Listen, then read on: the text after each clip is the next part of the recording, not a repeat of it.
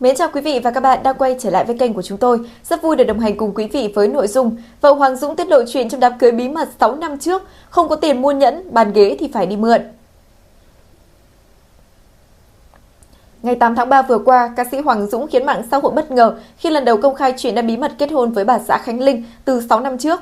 Thông tin được nam ca sĩ chia sẻ trên trang cá nhân đúng vào dịp International Women's Day, nhanh chóng thu hút sự chú ý của đông đảo người hâm mộ.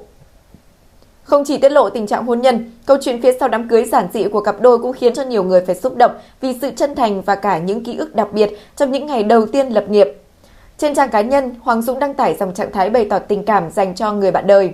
Nam ca sĩ viết rằng, nhân ngày quốc tế phụ nữ, anh muốn khoe với mọi người một người phụ nữ tuyệt vời luôn ở bên cạnh mình. Theo anh, việc dự kiến chuyện hôn nhân suốt nhiều năm qua không phải là bởi vì che giấu mà đơn giản là chờ đến một thời điểm thích hợp để chia sẻ. Nam ca sĩ cũng úp mở rằng trong thời gian tới anh sẽ kể thêm nhiều câu chuyện khác về cuộc sống cá nhân của mình. Sau chia sẻ của Hoàng Dũng thì bà xã Khánh Linh cũng đã lên tiếng kể lại câu chuyện phía sau lễ cưới diễn ra cách đây khoảng 6 năm. Theo lời cô, vào thời điểm đó thì cả hai vẫn còn rất trẻ, điều kiện kinh tế cũng chưa ổn định nhưng lại quyết định sẽ đi đến hôn nhân chỉ sau một khoảng thời gian ngắn, suy nghĩ. Khánh Linh viết rằng khi ấy thì cả hai máu liều và gần như là bắt đầu cuộc sống chung từ hai bàn tay trắng. Thậm chí họ còn không có đủ tiền để có thể mua được cặp nhẫn cưới nhưng vẫn quyết định kết hôn. Cô hài hước kể lại rằng khi Hoàng Dũng ngỏ lời cưới, cô đã từng giả vờ từ chối để tạo thêm chút trắc trở cho câu chuyện tình. Đồng thời cũng mong sau này khi mà điều kiện vững vàng hơn, cả hai có thể sẽ tổ chức lại một đám cưới trọn vẹn hơn. Theo lời kể của Khánh Linh, từ lúc cả hai quyết định sẽ kết hôn cho đến khi lên phường đăng ký kết hôn chỉ vỏn vẹn có trong một tuần.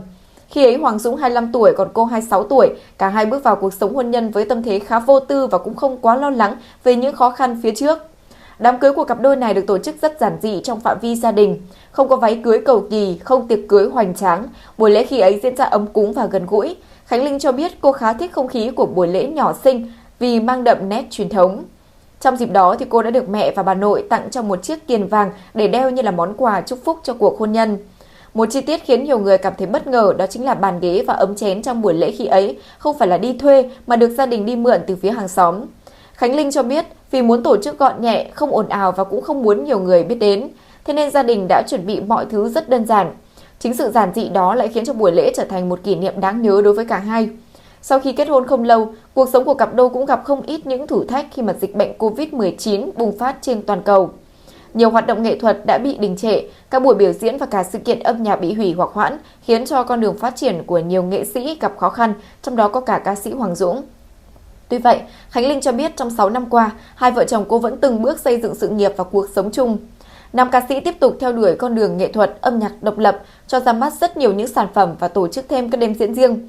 Theo như chia sẻ của Khánh Linh, trong khoảng thời gian này, Hoàng Dũng đã thực hiện được khoảng 3 album và 5 concert, những cột mốc quan trọng trong hành trình làm nghề.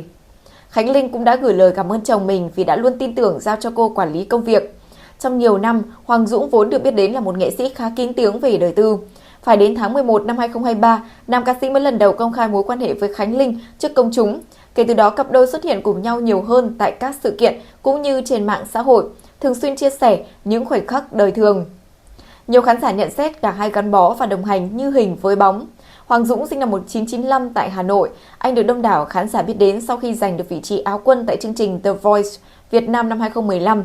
Sau cuộc thi, nam ca sĩ dần khẳng định được dấu ấn riêng trong làng nhạc Việt với phong cách âm nhạc nhẹ nhàng, giàu cảm xúc cùng với khả năng sáng tác.